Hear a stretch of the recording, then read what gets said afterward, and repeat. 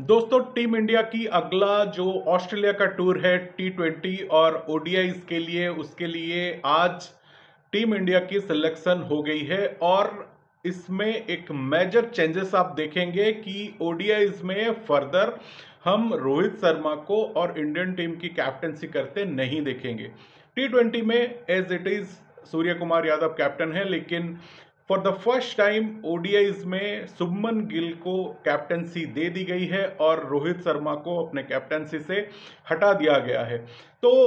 इसकी जो स्पेकुलेशन थी जब से इंग्लैंड टूर के लिए टेस्ट सीरीज का सिलेक्शन टीम हुआ था, और उसमें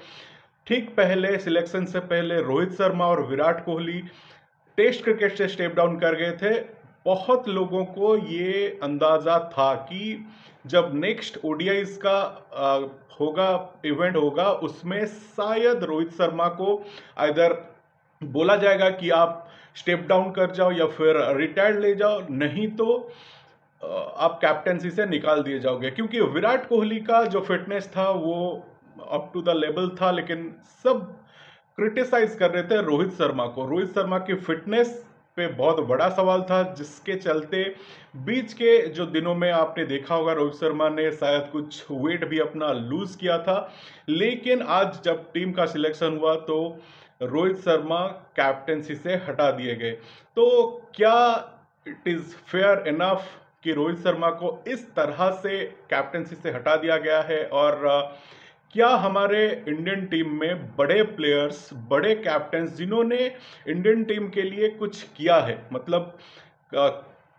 कप्स जीते हैं, आईसीसी के इवेंट्स जीते हैं, मैचेस जीते हैं, और उस लेवल का achievement in terms of runs हो गया, इन टर्म्स ऑफ कैप्टनसी हो गया, मैच विनिंग हो गया, या फिर विकेट्स लेना हो गया, उन सारे प्लेयर्स को एक एक अच्छी फेयरवेल, एक बहुत बड़ा जो फेयरवेल होता है एक बड़ा क्रिकेटर के लिए, इस तरह का क्या हमारे प्लेयर्स डिजर्व नहीं करते? क्योंकि आप कई प्लेयर्स को ऐसे देखेंगे रिसेंट पास्ट में जिन्होंने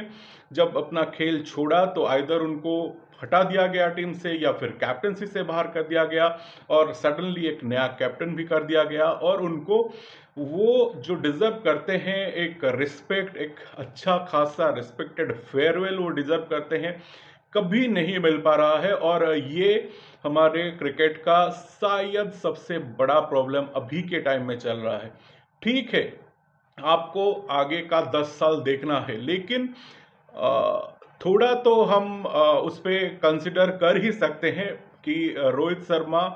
ने बोला था कि 2027 का वर्ल्ड कप जीतना as a captain of Indian ODI team उनका सपना था। तो और शायद एक साल और 2 महीने बाकी थे वर्ल्ड कप को, तब तक क्या हम वेट नहीं कर सकते थे? क्योंकि शुभमन गिल के पास अभी बहुत लंबा वक्त पड़ा है। 25 साल का शुभमन गिल, उनके पास मिनिमम 8 से 10 साल पड़ा है जब वो इंडियन टीम को कैप्टनसी दे सकते हैं। 10 साल बहुत बड़ा होता है, 10 साल। लेकिन सिलेक्टर्स का और कुछ मानना है। हालांकि ये जो डिसीजन ये सिर्फ और सिर्फ सिलेक्टर्स का नहीं होगा, चीफ सिलेक्टर अजित अग्रकर का नहीं होगा, ये एक कलेक्टिव डिसीजन होगा, जिसके चलते आज रोहित शर्मा को कैप्टनसी से हटा दिया गया है। लेकिन रोहित और विराट टीम में, ओडीआई टीम में है, जिसका जो 3 मैच का सीरीज ऑस्ट्रेलिया के लिए शुरू हो जाएगा, उसके लिए उनका जो सिलेक्शन हो गया है। और जब अगरकर को पूछा गया प्रेस कॉन्फ्रेंस में कि ऐसा डिसीजन सडनली क्यों लिया गया, तो उनका 3 पॉइंट था मानना कि इंडियन टीम तीनों फॉर्मेट में 3 अलग captain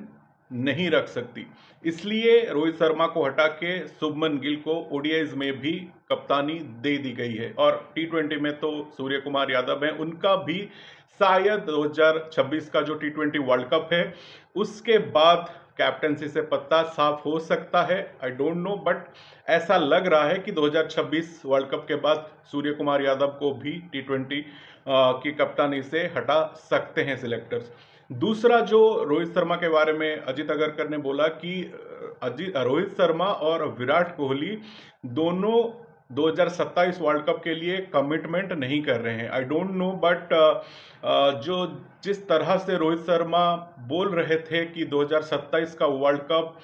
as an Indian team का कैप्टन जीतना उनका एक बहुत बड़ा सपना है, क्योंकि 2023 में आप सब जानते हैं कि हमने एक भी मैच नहीं हारा, लेकिन फाइनल जबकि ट्रॉफी उठाने का वक्त था उस टाइम पे हम हार गए और वो सपना टूट गया,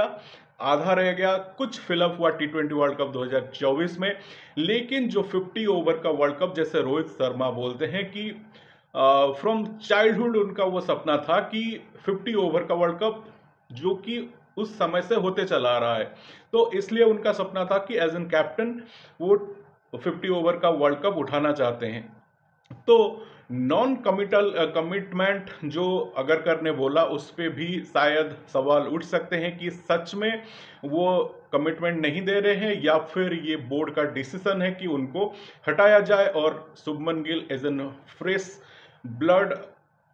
सिस्टम में लाया जाए और उनको कैप्टेंसी दिया जाए। तो ये और एक है उनका एज, जो कि 2027 तक रोहित शर्मा 40 के हो जाएंगे और वो एक मैटर ऑफ कंसर्न सिलेक्शन के लिए हो सकता है। तो ये सब जो आज प्रेस कॉन्फ्रेंस में अजित अगरकर ने बोला, लेकिन कहीं ना कहीं रोहित शर्मा को एक रेस्पेक्टफुल फेयरवेल चाहिए था एज एन कैप्टन, क्योंकि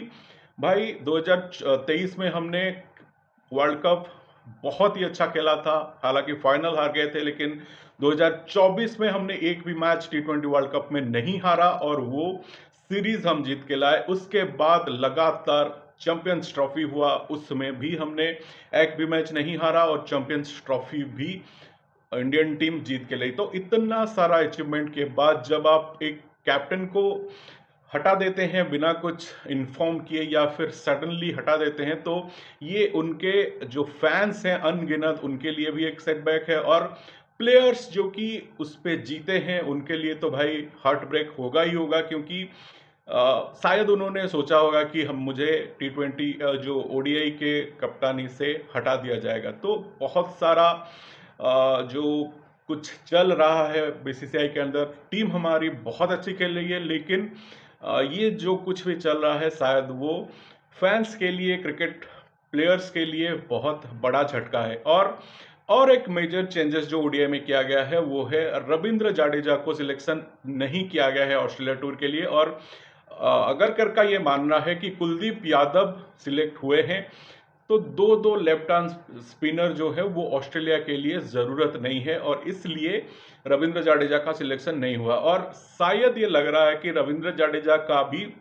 ODI से आहिस्ता आहिस्ता पत्ता कट सकता है, क्योंकि